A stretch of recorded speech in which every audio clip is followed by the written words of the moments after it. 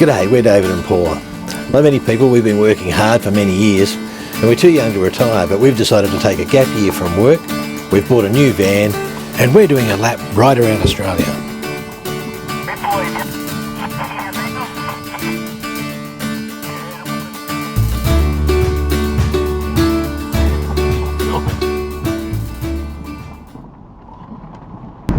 We flew over this yesterday. It's drained off really fast here. So after a bit more than a week, we've left Mt Hart station, and a bit sorry to leave there actually. They are a really good crew. I mean, my God, we spent some money though.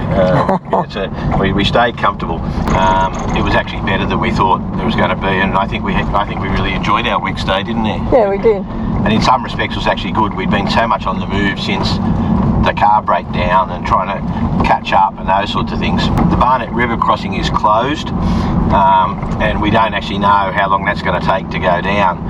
We came up to do the Gibb, so you know, we'll do the Gibb. Yeah. Just a bit rocky this one, so I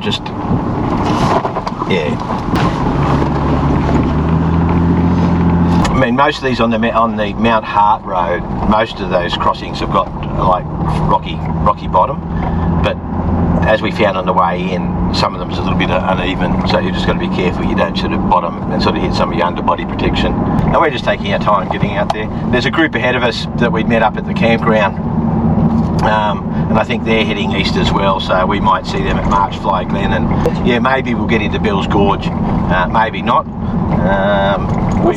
We'll definitely get to Mt Barnett and Manning Gorge, and then we'll just see what happens with the river and the floods. We're going to do what we can. And the absolute worst case that can happen to us is that the Barnett's going to stay closed for a much longer period, and we've still then got to go all the long way around because the Fitzroy crossing is closed. So there's a whole heap of people sort of stacked up in Derby and a whole heap of people stacked up at Kununurra. We've got a few more creek crossings to go.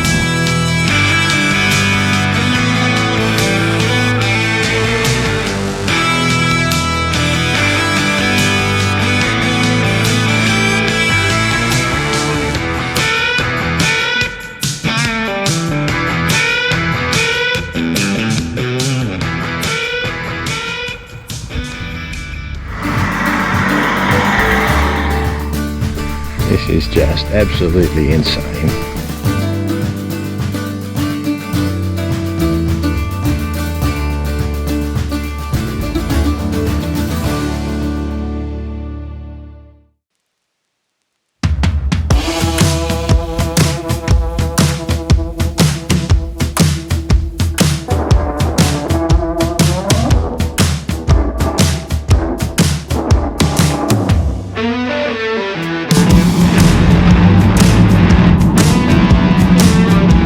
On the Gibb River Road.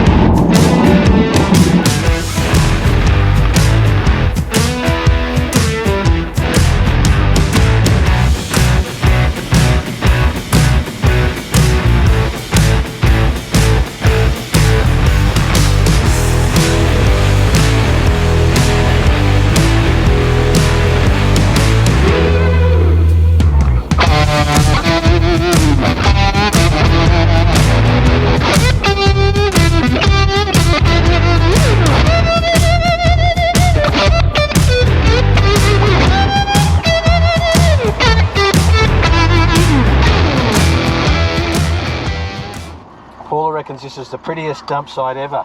Yeah. Look at that, how pretty. Just showing people how to dump stuff where it's supposed to be. So this is just outside Imagee.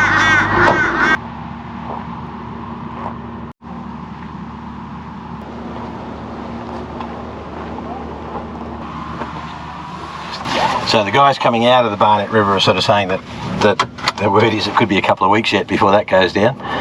So there's no going over the Fitzroy at the moment. There's no going over the Barnett River at the moment.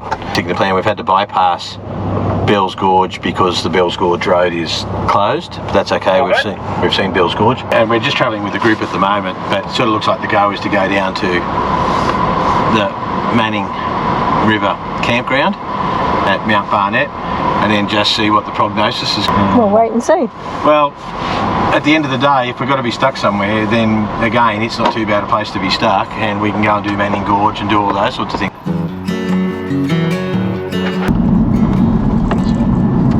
firming up, but it's obviously been pretty trashed.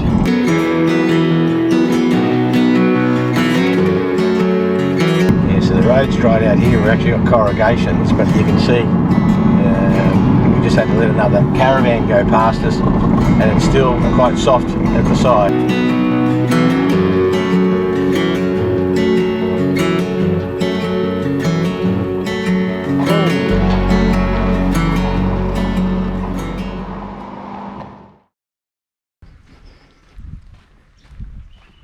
The sun's coming out now. Okay. Top heavy? Is it cold? Yeah, it's okay. Just It's cold then.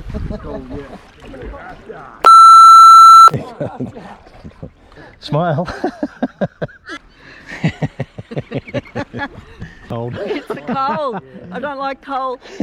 This is all going to get posted online, you know that, don't you? Come on in where the water's fine, Fuller. It's not cold. Oh, look at that. It's actually beautiful. Yeah, it's pretty.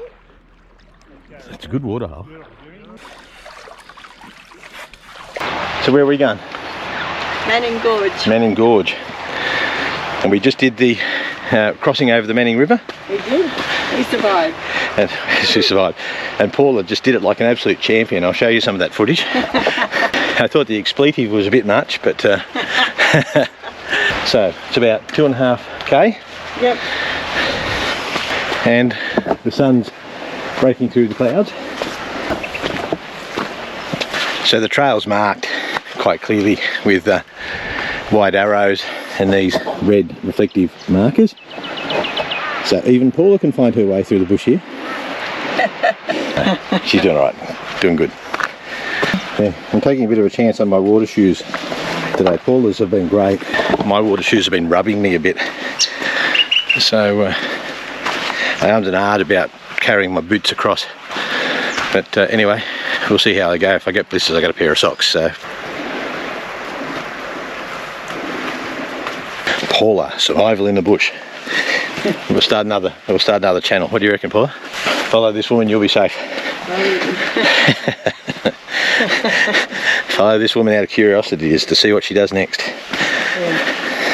That's been the philosophy for our marriage. That's been Paula's philosophy for our marriage, she's just saying. She's been following me out of curiosity to see what I'm going to do next. There's one of the icons of the Kimberley.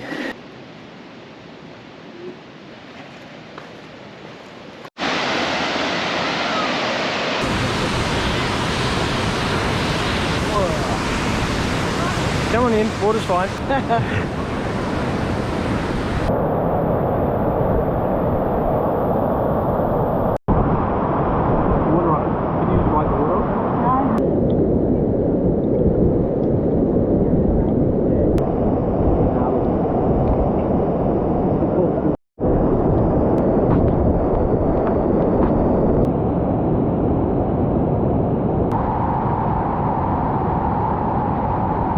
Water's pumping.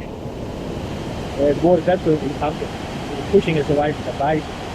All this noodle is actually like a big sea anchor dragging on. Absolutely fantastic and an absolutely glorious day. The floods and the rain haven't helped with the journey. It's been great here. Of course, the water is too high.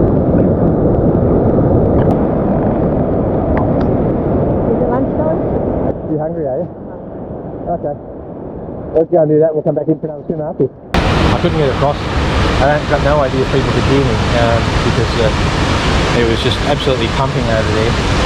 And then I tried to swim under the wall and there was just too much force of water pushing me away. So that's a lot of water coming down through there. Yeah.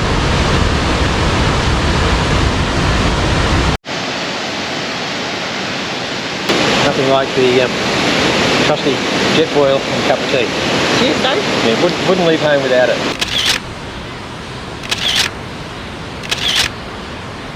Time to go? Yes. Been good? Was it worth the walk out? Yes. Yeah. Ask me again later. Righto. It is a bit rocky and climbing, but gee, there's some water pumping through here, isn't there? Yes. Well, it was a bit hard to see this Yeah. Here we go, we've got to get across these rocky bits.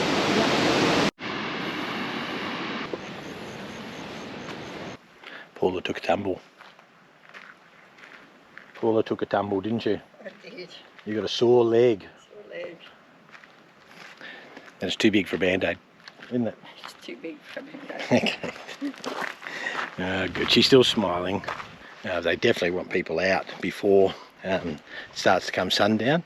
But we found, you know, the walk out and a couple of hours out there was enough. Looks like I'm swimming to get the tub.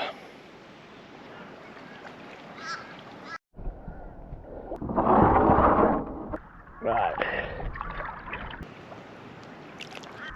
Sun's come out just for this. Okay. People are paid to come on adventures like this, Paula. Are they now?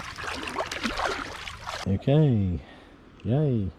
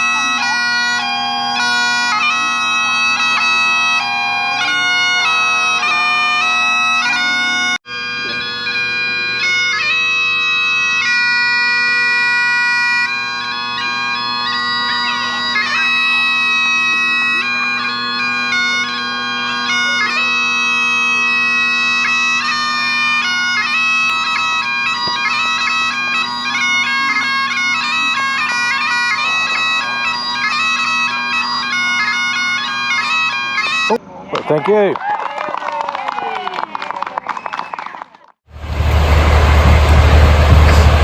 Good morning. I don't know if the microphone's picking up. I'll try it on the GoPro as well.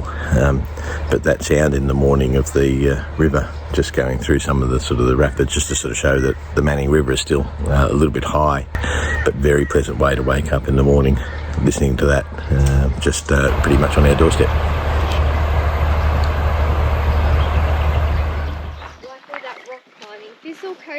I was thinking about looking up. Hey, where are we going? Galvan's Gorge. Galvan's Gorge. So it's supposed to be a good swim. It's an easy walk in. It's a kilometre from the road, and it's actually quite pretty, isn't it? Yeah. And we've joined up with a couple of people that we've met from Victoria on the route that we're staying at the campground nearby. So that's all been good. A bit of company. It's still a bit twingy from yesterday. Yep. A bit rock shy. Paula's a bit rock shy. She's walking wounded. Not even on the biggest rock. No. She missed the littlest rock.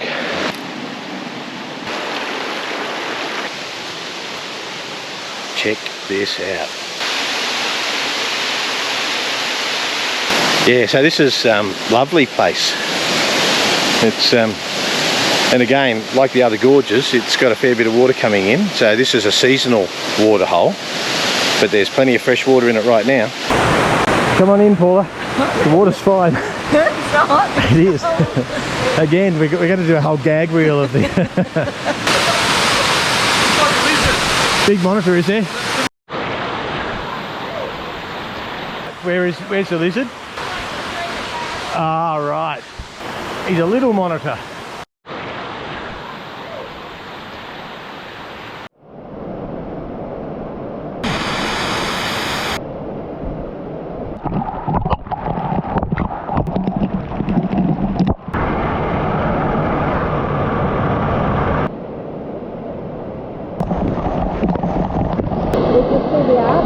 Where? Oh yeah, it's like a little bit of wanting her up. That's what I think.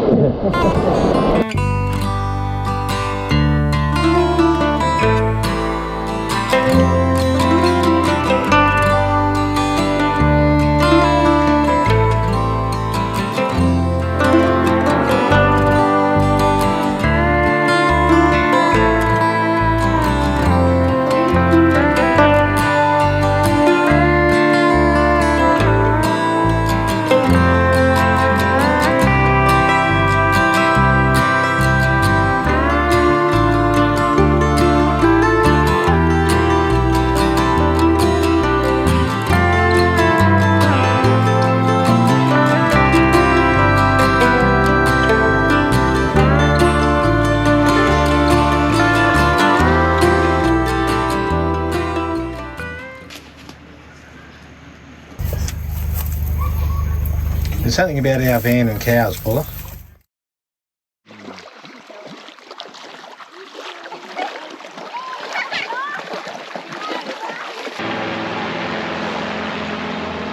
So we went down to the Barnett River, crossing.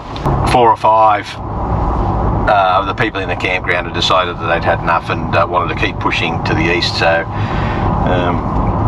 we went down to see how they went, and as you can see in the footage, they sort of got through relatively easily, but some of their van heights are a little bit lower even in their cars, so yeah, so it'd be interesting to see whether they're all sealed up tightly enough. But at least fortunately for them, they got through without, you know, any sort of bogging or any of those sorts of dramas, which would have been, you know, poor. So if they got just a little bit of water in and around the vehicles and the vans, you know, maybe they think that's all fine. We'll hold tight for a day or so,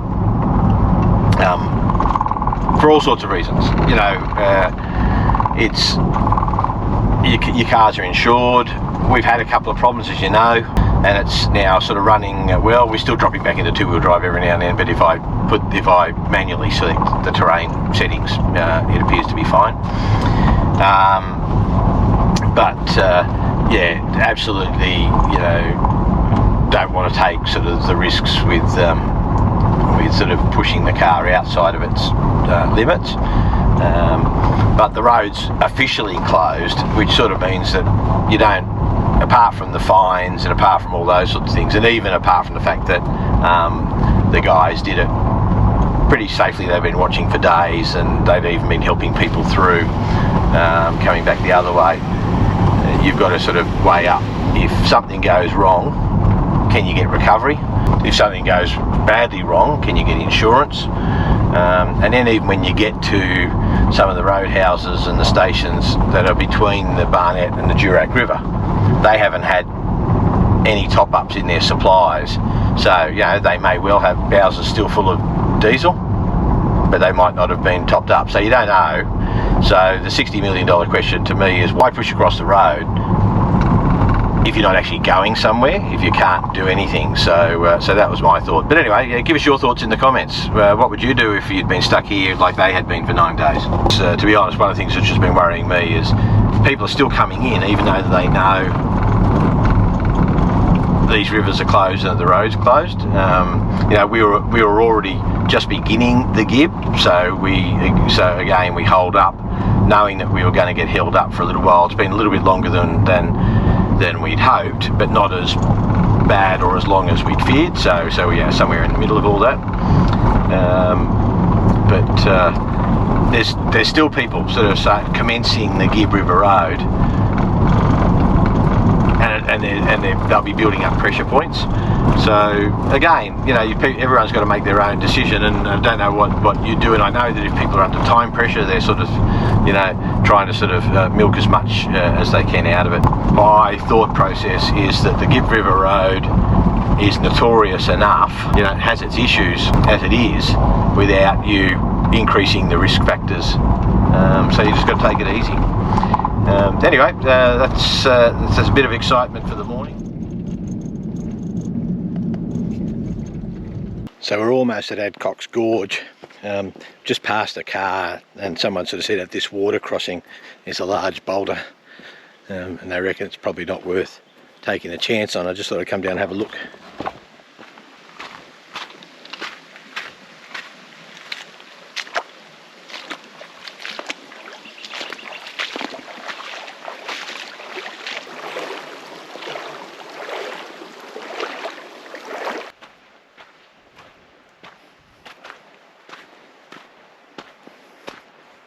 You can see where someone else has hit something there.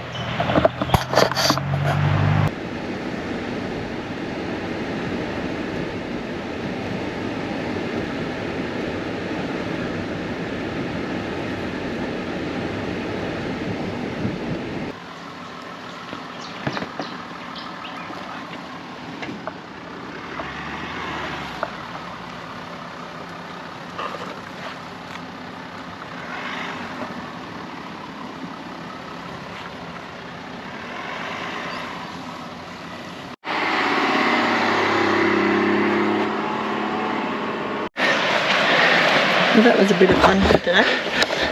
Yeah, Oh, fun. I was a bit unsure about doing it with the rocks, but Paula said, go on, do it. Didn't you? Yeah. She dared me to do it.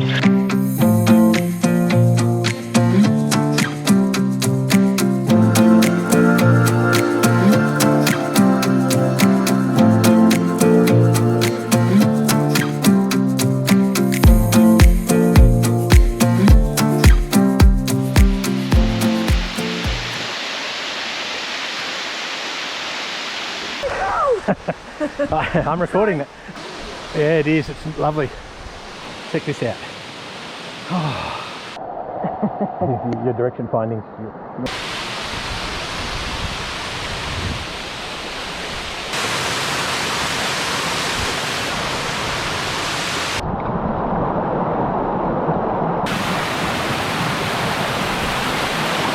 They're pretty. It is, isn't it? I'm glad we came here. I wouldn't have wanted to have just sat at that campground and only done one gorge. And not too many people at the moment. No, hardly anyone at all. Not that this is the place to do that interview, but Paula got a haircut. One of the ladies who was travelling is a hairdresser, so she sets up shop. Paula went down.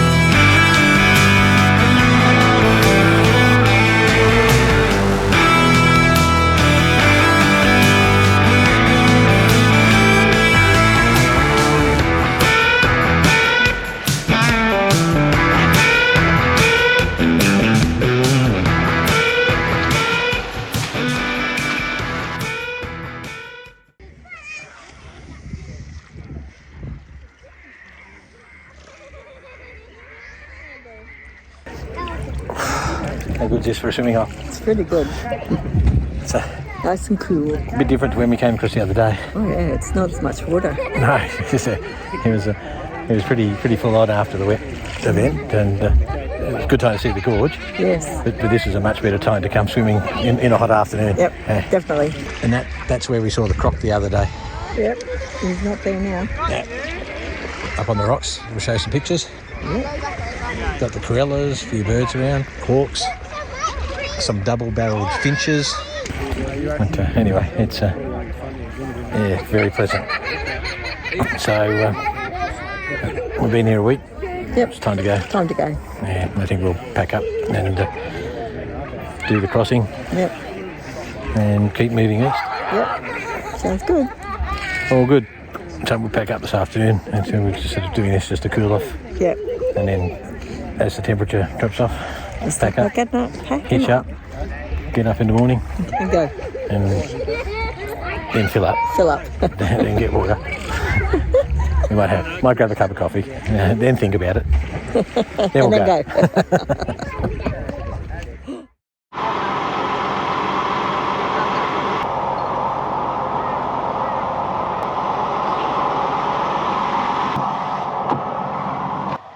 Here comes the zone and the defender.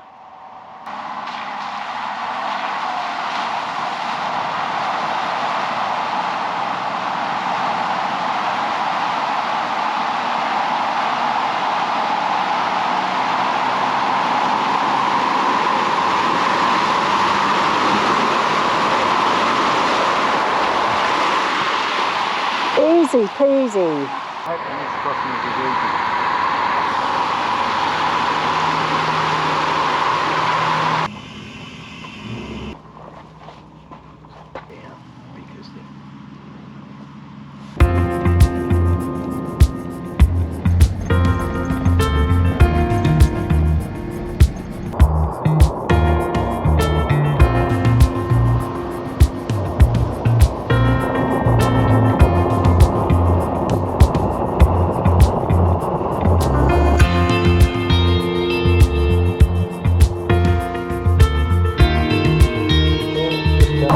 we're still actually in high mode because we're passing some rocks and stuff, so it's a little bit more difficult for Paula to get out. Paula's doing her favourite job.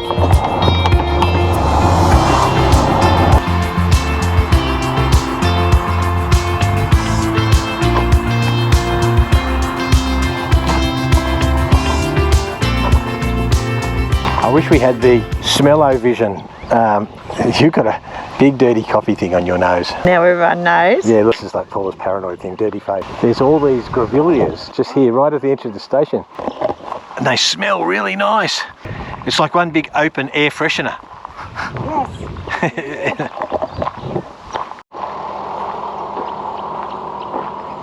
Not as dirty as we got in Tasmania, Paula.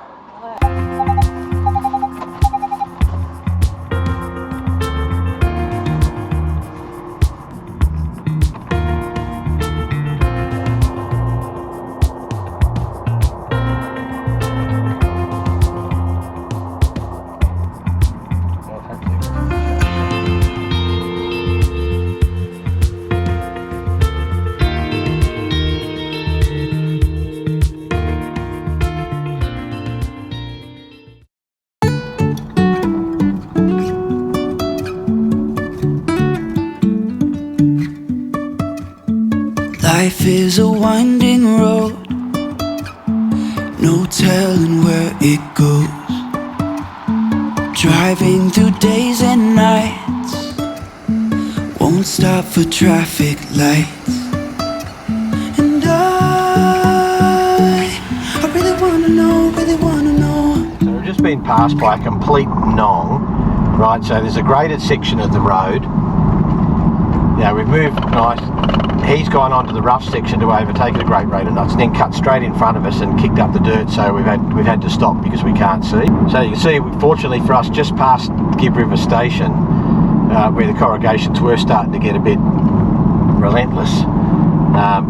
They've started to grade. Like, it's not fully graded, but it's a massive improvement. So we're on the right hand side of the road, but much smoother than being in the corrugations. So we're feeling pretty luxurious right now. Feeling peachy. Peachy. All right, guess what? Oh, we're back to normal. Back at the end of the graded section. I think it's still better over here though, don't you think? At the minute it is.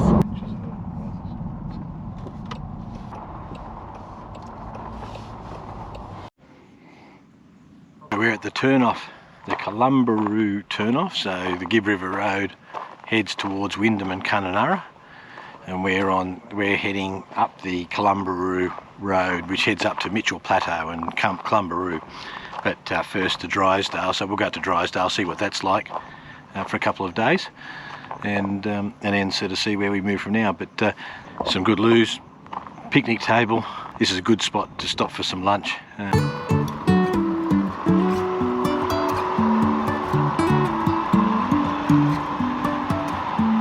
Life is a winding road, no telling where it goes. Driving through days and nights, Very green in through here, won't stop for and there's traffic still lights. some good water in the causeways. Been told by some other people that we met way back when. They said that this section of the road was the worst section of the road that they'd encountered on the Gibb. Either their expectations are different to ours, or more likely it's been graded since then. Because at the moment, It's not bad. at the moment it's very good. Highs. You can say I lost my mind, I will keep on holding my head high, even if the sky is falling down.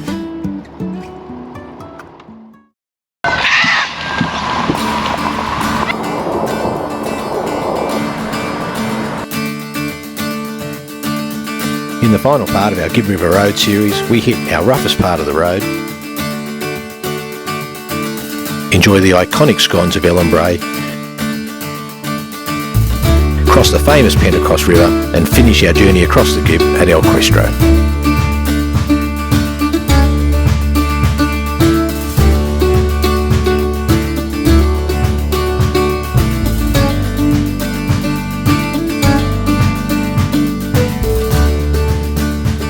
Again, thanks for joining us. Please don't forget to like and subscribe, and remember, 100% of our YouTube advertising revenue goes to charity.